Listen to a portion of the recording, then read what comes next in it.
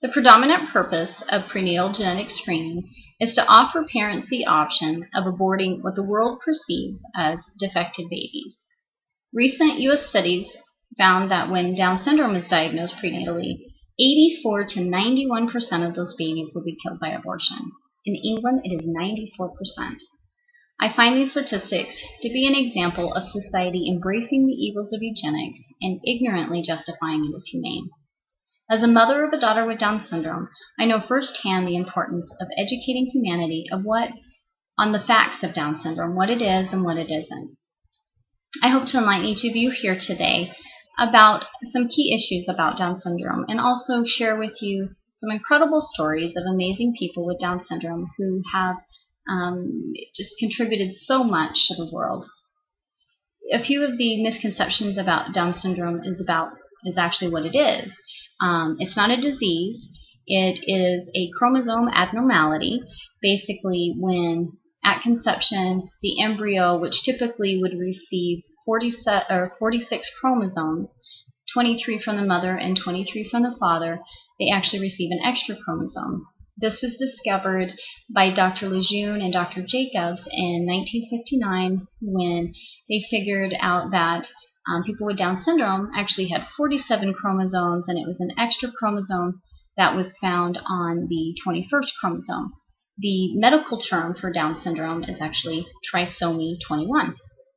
Where the name Down syndrome came from was Dr. John Langdon Down. In 1866, this doctor was a superintendent of an asylum for children with mental retardation, and he was noticing similar features and characteristics of people with Downs, and he coined the name Mongoloid because he felt that the physical features that he was seeing were similar to those of someone who was born in the Mongolian region. In 1970s, the U.S. officially changed the name from Mongoloid to Down syndrome, of course from Dr. Down.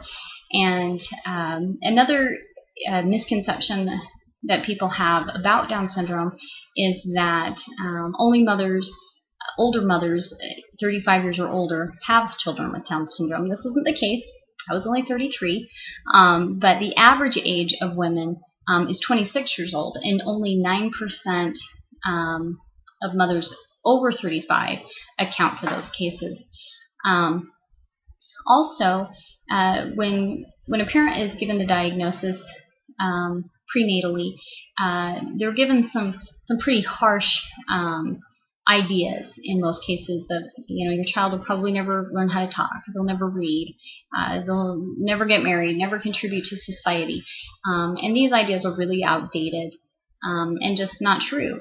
Children with Down syndrome are able to do the same things that typical children can do. It may take them a little bit longer to do it, but not in all cases.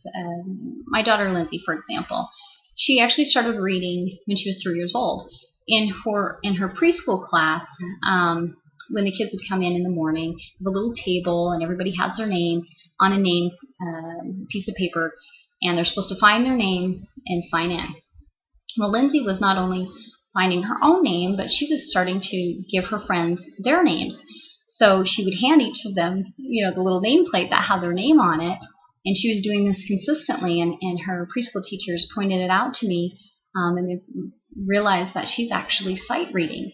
And then coincidentally, she went on to participate in a study at DU where they were trying 2 different methods to help children with Down syndrome learn how to read and read at an earlier age, starting at 18 months through 5 years old. And one of the methods that they were using was actually what Lindsay was doing just naturally. So it was pretty exciting. A challenge, though, that Lindsay has had, and which is quite common with people with Downs, is low muscle tone. And this can delay speech and delay walking months or even years later than typical children. Other true concerns are that of congenital heart disease, hearing loss, vision problems. Children with Down syndrome are also more prone to childhood leukemia and pneumonia. So obviously these are real concerns, and for any parent would be very scary. But you don't get to choose what you have to face in life and what you're going to have to endure. And bringing home a healthy child from the hospital does not necessarily mean that you're not going to have any issues in the future. And deciding to abort a baby just because they have an extra chromosome is rather short-sighted, I feel. There is a fun book series called the Percy Jackson series, and the author Rick Riordan has an interesting way of looking at extra chromosomes. And in his book, people with extra chromosomes are actually demigods, or which are from Greek mythology, or half human, half god. And any disability that they have is actually an extraordinary ability that has been masked from the world. So kind of a neat perspective on that genetic trait. And it may seem far-fetched to compare somebody with Downs to the likes of Hercules. But let us remember that in Psalms 25, the Lord lets us know that the meek shall inherit the earth. And also in Matthew 20:16, and the first shall be last, and the last first. I'd like to share with you an incredible story that was relayed to me about a man named Dennis, who undoubtedly is one of the meek who will inherit the earth, and who in the end shall be first. This story was relayed to me by his niece, Kari. The story about Dennis is when he was born in the 1950s to a mother who recognized that he was a great blessing. And she decided not to institutionalize him, which was pretty common at the time. And she taught him, just like any mother would, just like she did our other children, taught him how to walk and to talk and to read and to write. And she also had to fight to get him baptized and to get a patriarchal blessing, because technically Dennis is celestial, so he didn't necessarily need to be baptized. But Dennis really wanted to be baptized. And so in 1978, Dennis had the opportunity to meet President Spencer W. Kimball, and he met with him in his office at church headquarters. And the prophet told Dennis that his calling was to be a temple worker. And Dennis was so excited at this opportunity. He has actually done over 11,000 endowments, and entire villages in Scandinavia have had their work done by Dennis.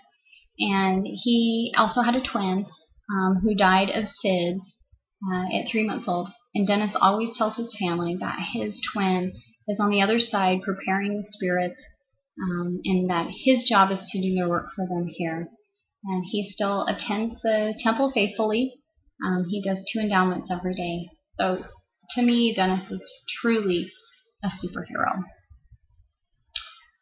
I really feel that with enlightenment and with knowledge and with understanding comes a great responsibility.